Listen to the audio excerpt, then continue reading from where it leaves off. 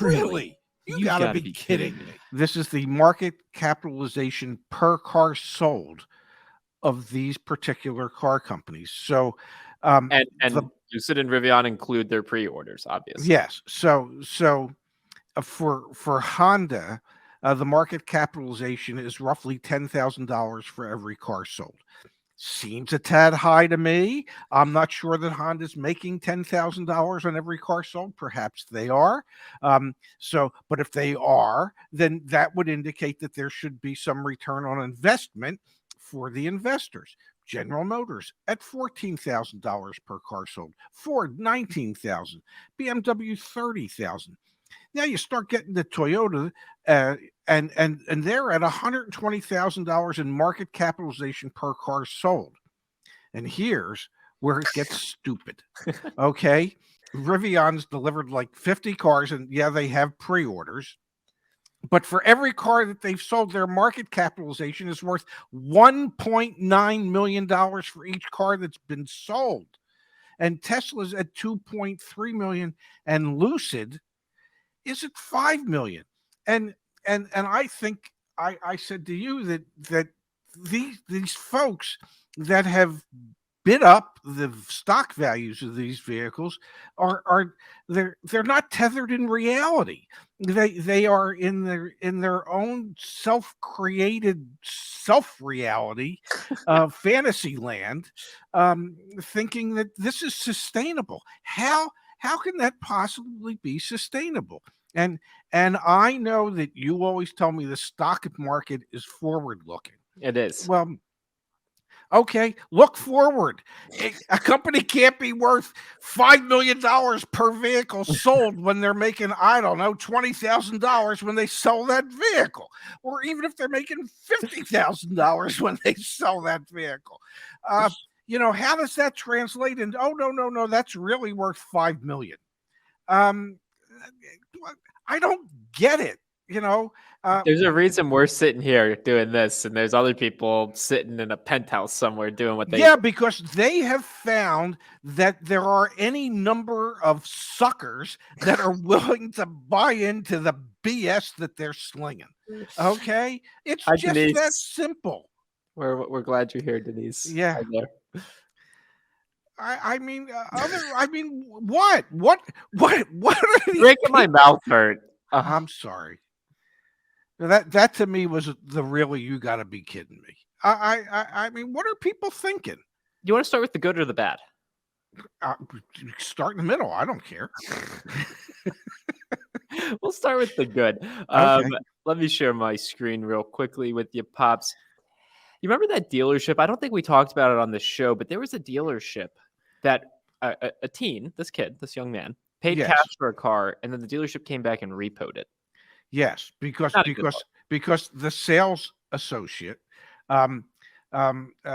said he would sell the teen his own vehicle, which he had bought from the dealership that he was working for, except he hadn't really been making his payments to the dealership that he had been working for. And 5 months after this kid bought the car for nearly $10,000, they repossessed the car because, well, it wasn't the salesman's car to sell. And this poor kid, this unknowing, unsuspecting kid, because he's 16, so how would he know that a salesperson shouldn't be selling his own private vehicle on the dealership premises? He got taken to the cleaners. And thankfully, there are a handful of dealerships across this country, maybe multiple handfuls of dealerships that, well, actually care about people. And there was a dealership in his neck of the woods that's been in business for nearly 100 years, 80 some years, that subscribe to a different set of values than most dealerships do. And and even though they had nothing to do with this transaction whatsoever, they felt bad for the young man and they gave him a car. Yep, Frank Kent Motor Company. So the quote here: after seeing the story initially on CBS Dallas, we at Frank Kent, we knew we had to do something to take care of this kid and show him that not all dealers are sleazy like the one he had previous dealings with. So we reached out to the news station to get us in touch with him. And after getting in contact, let him know that we would like to donate a vehicle to him. And they donated a Kia Soul to him that he is now driving. And I think that is like we spend a lot of time on this show advocating for consumers, and quite Mhm. frankly, we aspire to one day be in a financial situation where we could do something like that. We're Yes. not quite there yet, but I love that story, and that is a positive. Really, you got to be kidding me. A dealership coming through in the clutch and really supporting in their community. That's a beautiful thing. Well, and if you read further in the article, explains what their company values are from when they started in 1935, and and I don't know if you can find it in the article and share it with everybody, but the values are I got it right well. here, Pops. A Yeah, lot I of was dealers have go founding ahead. principles that they just don't follow anymore. This place appears to follow its principles, though. Founded in 1935, the dealer's guiding principle is morals, values, and ethics over profit.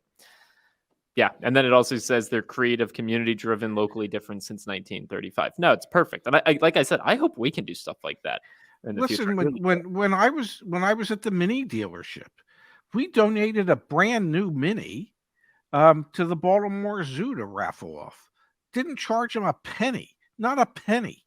Okay, we just donated the car because we thought it was the right thing to do to help the zoo raise the funds that they needed uh, to keep the zoo going. So yeah, there are dealers out there that make investments in their communities or make investments in people that we don't normally hear about. Yeah, yeah, it's good to highlight stories like that. Yes, it Now, really is. another story that's worth bringing up today, Pops. Did you see clocks in some Hondas are stuck? Just They absolutely. are. It's kind of incredible. It's the Y2K bug, but it's happening in 2022. Apparently, several old Hondas and Acuras show an incorrect time and date on their navigation systems as we enter the new year. The date on the systems shows January 1st, 2002 instead of 2022. This has been an issue that actually has not just been faced by Honda. Like I actually read about Microsoft and Microsoft Word and Office was having issues with 2022 as well. Pretty fascinating stuff. Kind Think of in line with the odometer issue we were talking about last week as well. think about the beauty of this though. It's one of the few times where a manufacturer could have advertised, no, truly, buy our car, wake up, and there's a chance you might feel 20 years younger. Exactly, exactly. I don't know if you'll act 20 years younger, but Rivian stock plunges after news of Amazon Stellantis deal. We didn't talk about this yesterday, but Amazon and Stellantis announced a new strategic partnership, I guess is the right yes, way yes, to yeah. I mean, phrase it. Stellantis will use AWS and other Amazon technology to develop their new smart cockpit software. That's not that big of a deal relative to Rivian. This is Amazon will be the first commercial customer of Stellantis's Ram ProMaster battery electric vehicle when it arrives in 2023. yes. Rivian is worth nearly $2 million per car sold. And Well, it remember, was yesterday, or it it was was the day yesterday. before yesterday. Remember that article that we pulled up? Like their batteries were only lasting like half as long as they had initially said they would, and Yes, all sorts of issues. and the vehicles don't have heaters or air conditioners because that impacts how many how many hours you can get, how many miles you can go. So yeah, I mean, why should there be any issues, and why should the stock plummet just because Amazon is agreeing to work with other manufacturers out there and to also buy their vehicles as well. I mean, Amazon says that this doesn't reflect how they feel about Rivian. It doesn't impact their future orders with Rivian. Nothing's changing other than, well, some investors are saying, ooh, maybe this isn't good. Their Well, stock's down 25% in the past month. Just throwing that out there. well, what isn't good is thinking that they're valued enough that for every car sold, it's worth $1.9 million.